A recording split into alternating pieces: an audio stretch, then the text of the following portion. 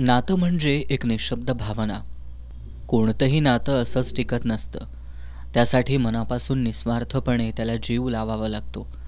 नातं हा एक छोटासा शब्द आहे, पण त्यात जगातला प्रत्येक माणूस सामावलेला असतो.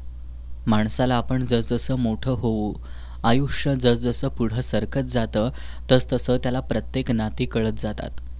त्याला प्रत्येक गोष्ट कळत जाते. अगदी माया, ममता, समता, प्रेम, बंधुतासुद्धा कळते. रक्तानं बांधले जाणारे नाते तर असतातच, पण मैत्री आणि प्रेम या दोन धाग्यांनी गुंफला जाणारा वर्ग फार वेगळा असतो. खरं तर नातं, मग ते प्रेम असो वा मैत्री, यांची समीकरणं फार वेगळी असतात. वैचारिक, तार्किक, सामाजिक, व्यावहारिक नाही, तर भावनिक परिणाम लावूनच त्याचा विचार केला पाहिजे. कारण व्यवहार प्रचंड वृक्ष असतो आणि व्यवहारात बांधलेला असतो.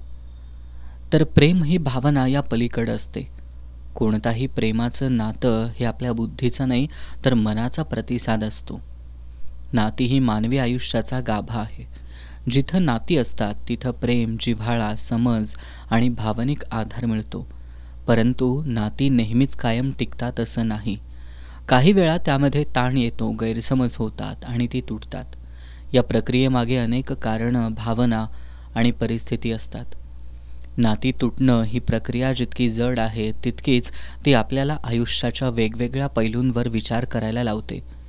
नात्यांच्या तुटण्यामागं साधारणतः वैयक्तिक, सामाजिक आणि भावनिक कारणं असतात. व्यक्तीच्या स्वभावातील फरक, अपेक्षा पूर्ण न होणं, गैरसमज, तसंच संप्रेषणाचा अभाव ही मुख्य कारणं आहेत. काही वेळा नात्यांमध्ये ईर्ष्या, अहंकार आणि द्वेष भावना प्रवेश करतात, ज्यामुळं नातं तुटण्याचा धोका वाढतो. गैरसमज हा नात्यांमध्ये ताण निर्माण करणारा सर्वात मोठा घटक आहे. बोलण्यातला चुकीचा अर्थ, व्याख्या, योग्य संवादाचा अभाव आणि गोष्टी लपवण्यामुळं नात्यात दुरावा येतो.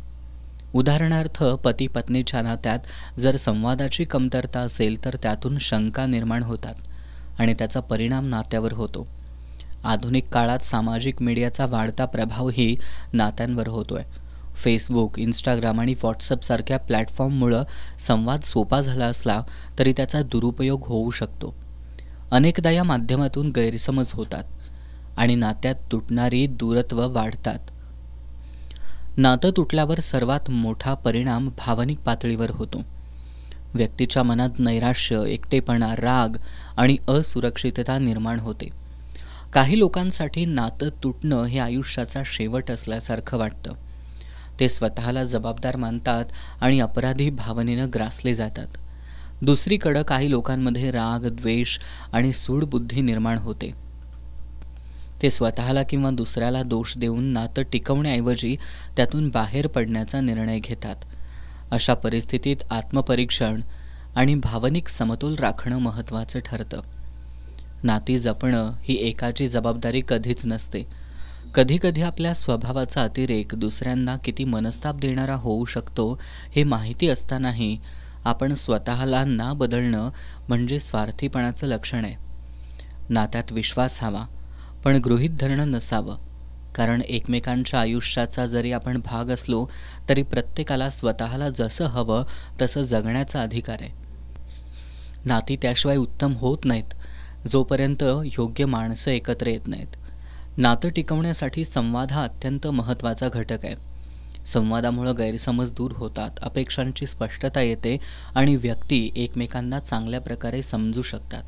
संवादाचा अभाव हा नातं तुटण्यामागील मुख्य दोष आहे. जीवनात विसंवाद अनेक येतात, मनही दुखावली जातात. नातं तुटल्यावर अनेक जण आयुष्य संपल्यासारखं समजतात, पण तेव्हा आपण आपल्या स्वतःकडं पाहायला शिकतो. नातं तुटणं हा काही वेळा जीवनातल्या नवीन सुरुवातीचा भाग असतो. जिथं एक नातं संपतं तिथं स्वतःच्या मूल्यांची, स्वाभिमानाची आणि आत्मसन्मानाची जाणीव होते. काही वेळा नातं तुटल्यामुळं लोक स्वावलंबी होतात, स्वतःच्या क्षमतांना ओळखतात आणि आयुष्याच्या वेगळ्या टप्प्यावर पोहोचतात. काही नवी कौशल्य शिकतात, तर काही जण आपल्या जीवनाचा वेगळा अर्थ शोधतात. काही जण याकडे सकारात्मकतेनं पाहतात. कोणत्याही नात्याची रेशीमगाठ घट्ट करण्यासाठी आभाळा एवढं मन असावं लागतं.